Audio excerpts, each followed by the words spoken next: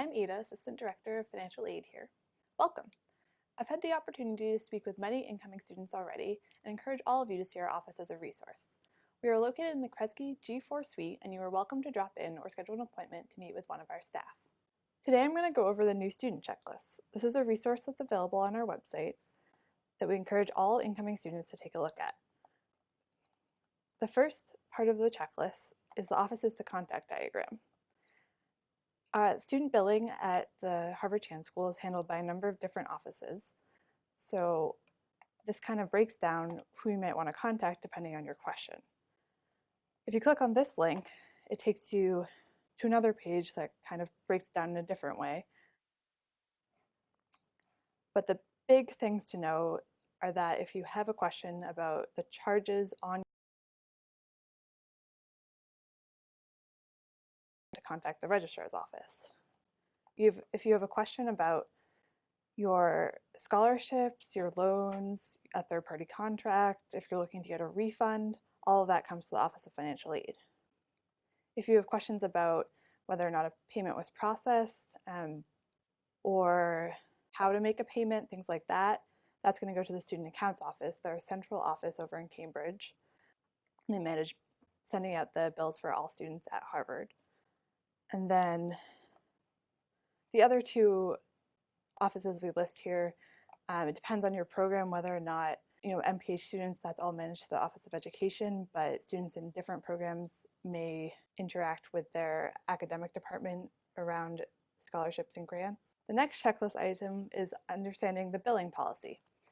The billing policy is on the student billing website. It's different for each program, so it's good to review and just see, what might apply to you. One thing to know about this is that every program has a financial requirement. So, if you're coming in as a part-time or a full-time student, you are required to pay a certain amount for your degree, even if you complete your degree faster. So the billing policy goes over the specifics of that. The student account, your student account can be found at my.harvard.edu. We recommend that you check this whether or not you are fully funded. And there are often miscellaneous charges, sometimes library fees. You might get course material charges from certain courses. So we just recommend that you keep an eye on your student account, even if you have full funding or full loans that are intended to cover all your charges. It's just a good idea to keep an eye on this because we can't anticipate all the miscellaneous charges. The next checklist item is to look at our student budgeting tool. This tool is something our office has put together. You come into it, you select the degree program you're in. So if you're MPH 45 program, you can select whether or not you'll be attending summer classes. All incoming students are flat billed, so if you're a degree student and you're taking summer classes, that's included in your fall and your spring charges. You won't be billed separately for those, but you do need to consider living expenses for the summer. So you can go through this, you can edit most of the fields. We leave tuition alone since that's not something that's going to change. And you can enter the loan amount, what you might have for a scholarship. We automatically put the tuition deposit in here. Some students may have, if they start in the summer, may have paid an additional $150. So you can edit that if you did. And then you can put in kind of your personal resources, and it's going to give you an idea of what you're going to have to spend each month and where you might have shortfalls. We do ask that you notify our office if you receive an outside award. The easiest way is to just notify us via email. You can send us your award letter if that's something you have, or just let us know and we can figure out what documentation we may need. Especially if you have loans, we are required to keep track of outside awards and ensure that you're in compliance in terms of your borrowing limits. The next checklist item has to do with logging into MyFinaid. If you apply for financial aid, you should be familiar with this portal, and any federal loan borrowers should have received emails reminding them to go ahead and either decline or accept their federal loans. But we do just ask that you go in there and you either decline, accept, or reduce your awards accordingly before the start of the school year so that we can make sure your financial aid is accurate. For federal loan borrowers, we do have instructions out there. You're going to need to complete entrance counseling and an MPN If you're borrowing both the direct unsubsidized loan and the direct Grad Plus loan, there are 2 MPNs you need to complete. These can all be done at studentloans.gov. If you click on these instruction links, they'll link you out to kind of how to do that. And we just ask that you get that done prior to the start of orientation. We give you till August 21st, which is the first day of orientation. Especially if you are borrowing for living expenses, we need to get your refund calculated, and we need to ensure that you have these documents in order to process that refund. For private loan borrowers, we do not have specific instructions for you because it depends on your lender. You can definitely reach out to our office if you're not sure, if your loan's been certified. That's something that comes through our office, but most likely you're going to need to reach out to your lender if you have any questions about that. All right, so most importantly, credits on your account do not automatically generate refunds. So what this means is if you're borrowing, especially if you're borrowing more loans than you need just to cover your tuition, your mandatory fees, you're most likely expecting that your loans will come back to you to be used for living expenses, but this is not an automatic process. We need you to do 2 things before we can process this. The first is to set up direct deposit, so instructions can be found here. You're going to be going to my.harvard.edu, and the one thing that you need to note is that you do need a US checking or savings account to get direct deposit. If you do not have these, or if you just for some reason really don't want direct deposit, you can get a check mailed to you. We do strongly recommend direct deposit. There have been lots of issues with just checks taking a long time to get to students. As you're starting the year, you want to make sure you have your money readily available. So we really do recommend direct deposit. It's going to get you your refund a lot faster. But if you are unable to for any reason, you just want to make sure that you check your address. You can check it in the My.Harvard portal and make sure it is up to date so that you get your check. And then the second step is the credit balance refund form. It's linked on the new student checklist, but it can also be found in the form section of our website. It's an online form. Some of you have already filled it out. Basically, you just come in, you do all your information, you let us know your method of delivery. It's going to ask you, so if you live in Harvard housing, it's going to ask you for your rent amount. A lot of you have paid your first month's rent up front. It's not on your student bill, so you don't want to include your first month's rent in that case. You just want to include the amount of rent that is going to be on your student bill over the course of the year. What we're going to do is we're going to do a calculation and hold back what you need for rent, so just keep that in mind as you're filling out this form. If you don't live in Harvard housing, obviously do not enter your rent because you're going to need to make those payments yourself. And that is all I have for you in the new student checklist. Thanks for attending. As a reminder, in addition to the Q&A today, we will also hold a drop-in session on Monday of orientation week. This will be an opportunity for you to meet the financial aid staff and ask more specific questions. Okay. You're good to go. Hey guys.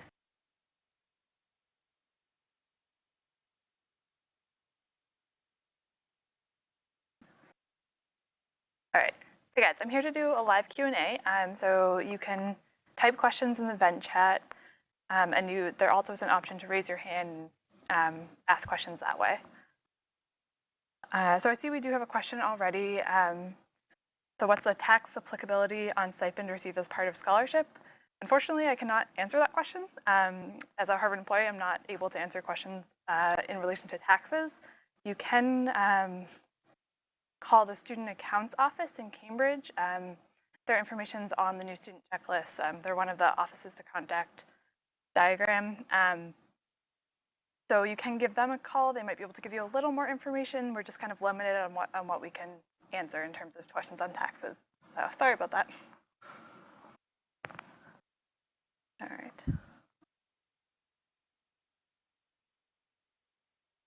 Mm-hmm.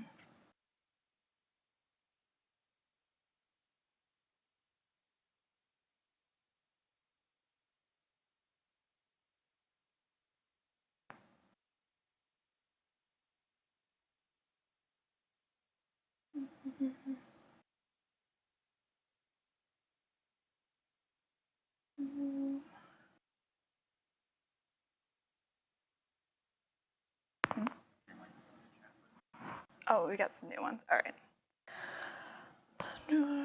All right, so question about if you're only expecting a small surplus from loans and scholarships, can we just leave it on the account to cover things?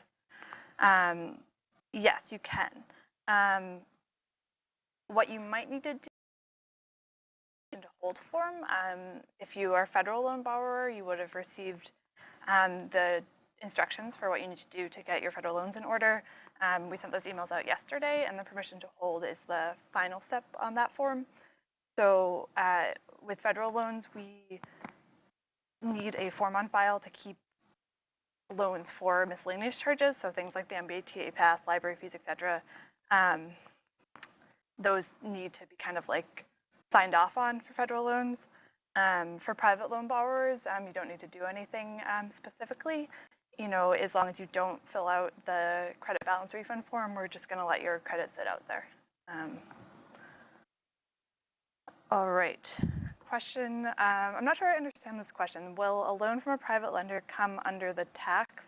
I think if you're asking if the loan's going to be taxed, I don't believe so. I think typically, that might be a question for the lender specifically, but it's going to come on your student account. They will go directly onto your student account, and I think it's typically the amount you borrow, plus you might have to pay an origination fee that will go on there. So that's the answer. All right. When should you expect to receive the refund from excess loans? So just to clarify, scholarships are capped at tuition and fees, so you're never going to receive a refund from a scholarship. But with loans, we process those refunds the first week of classes, assuming that you've done your loan docs, that you've filled out the credit balance refund form and have signed up for direct deposit or updated your address in the system. So those are processed the first week of classes. Normally, the first day of classes is when we do that, and it takes about 2 to 3 business days to show up in your bank account. All right, in about 2 weeks if you are doing a check. All right, so similar question, but with HUC loan. And so again, we can't process refunds until the first day of classes. We need to ensure that you're here, that you're, you actually showed up. So once you have to complete the online direct deposit, set that up, and then you also need to fill out the credit balance refund form. It's those 2 steps. Just doing direct deposit will not initiate the refund process, but it would be, again, that first week of classes.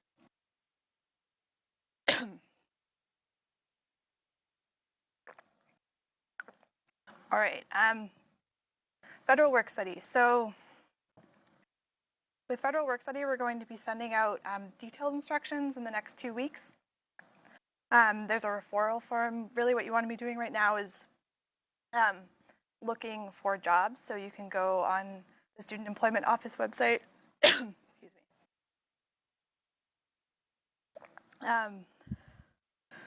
Yeah, so you can go on the Student Employment Office website and start searching for jobs there. You can also talk to academic departments. But that's, at this point, all you need to be doing.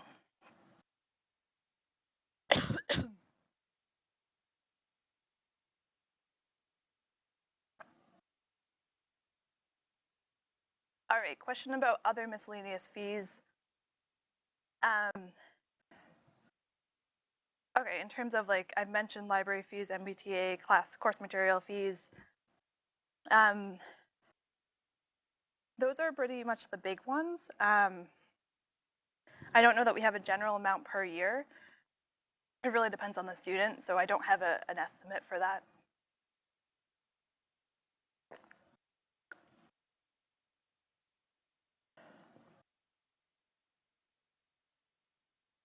All right, so for the surplus loans, so if you want to just leave your loans on your account to cover miscellaneous costs, for federal loan borrowers, that's the permission to hold form. For private loan borrowers, you don't need to do anything. Just make sure you don't fill out the credit balance refund form, and you'll be all set.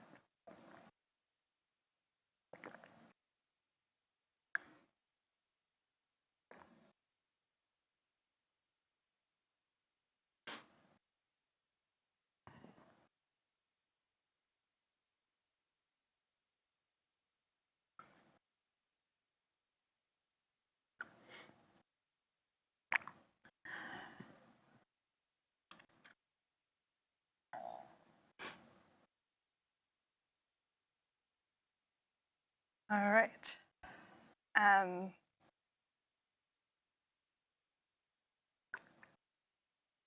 Let's see.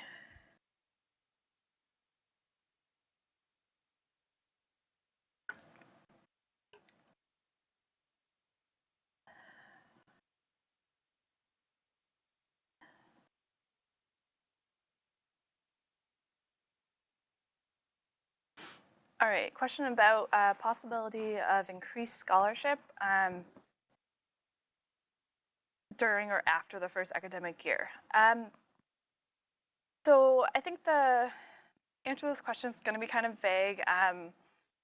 You know, as funding becomes available, we do try, so it's really academic departments and the Office of Education that manage the scholarship piece.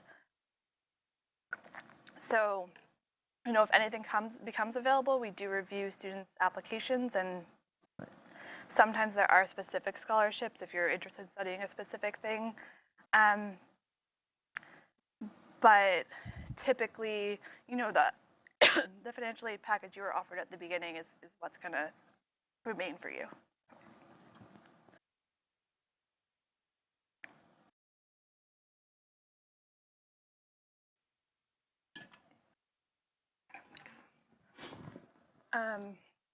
All right, when do international students need to pay their fees?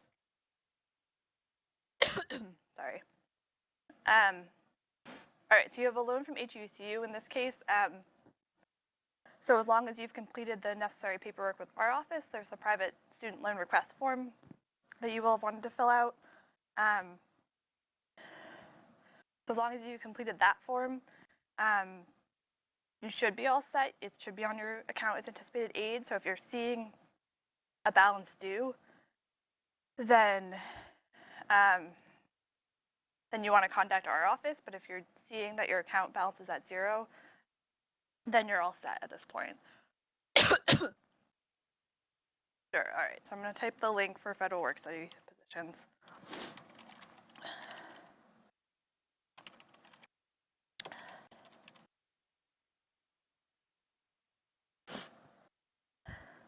All right. So setting up direct deposit, those instructions are on the new student checklist. So you just want to go there. Our office isn't involved with the online delivery of 10 ND8T forms, but the student accounts office would be able to help with that. HU-ECU loans are private loans.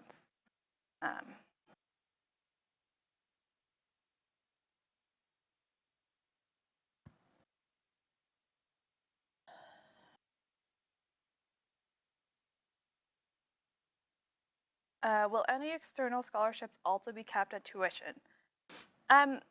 So yes, typically with external scholarships, there are a few exceptions to this. The Gates Scholarship is one of those, but typically they're also capped at tuition and mandatory fees. So that means the student health fee and the student health insurance plan. But the scholarship may offer you a separate portion called a stipend that's for living expenses, and that can go over tuition.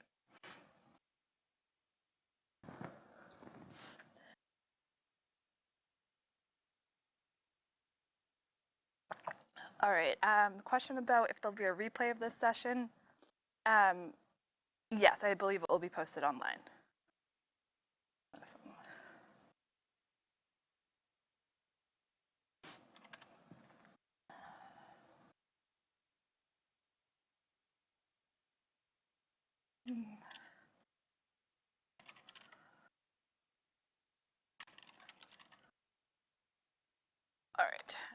All right, so question, can we just transfer a certain amount of money into the student account and all other fees such as MBTA pass or library fees, and even the tuition of the second half can be charged directly? So you want to know if you can transfer like a large lump sum now and have that go towards future charges? Yes, that's fine to do. At any point, if you want to make a payment, you just go in and do that, and the remainder will sit for future charges.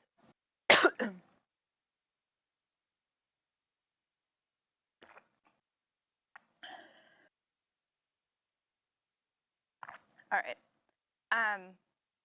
If you did not receive federal work study this year, could you receive it next year? And does it depend on the information you provided on the FAFSA? So yes, it does depend on what you provided on the FAFSA. However, federal work study is a limited fund, so it's possible you're eligible for it, but we just didn't have enough to go around. So I'd recommend actually emailing our office. I'll put our email address down here. And letting us know you're interested.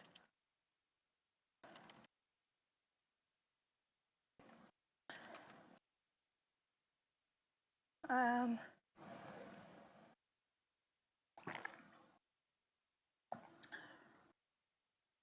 right, with loans, can you select what amount is refunded to your account so that there's a remainder to cover miscellaneous costs? Sorry. So typically, no. If you email our office directly, the same email address I just provided for federal work study, we could probably figure that out for you. But there's not typically that option.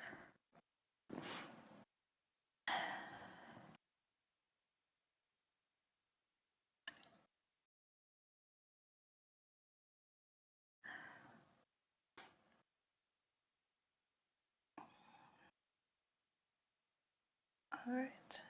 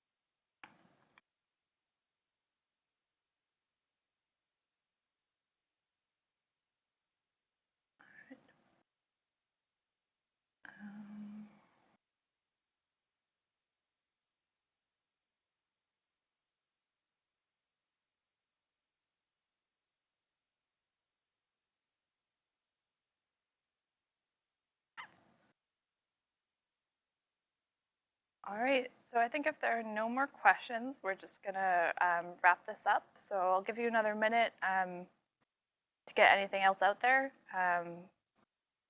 But otherwise, feel free to contact our office. You have our email address. I'll put our phone number in here too, and we're about your situation at any point.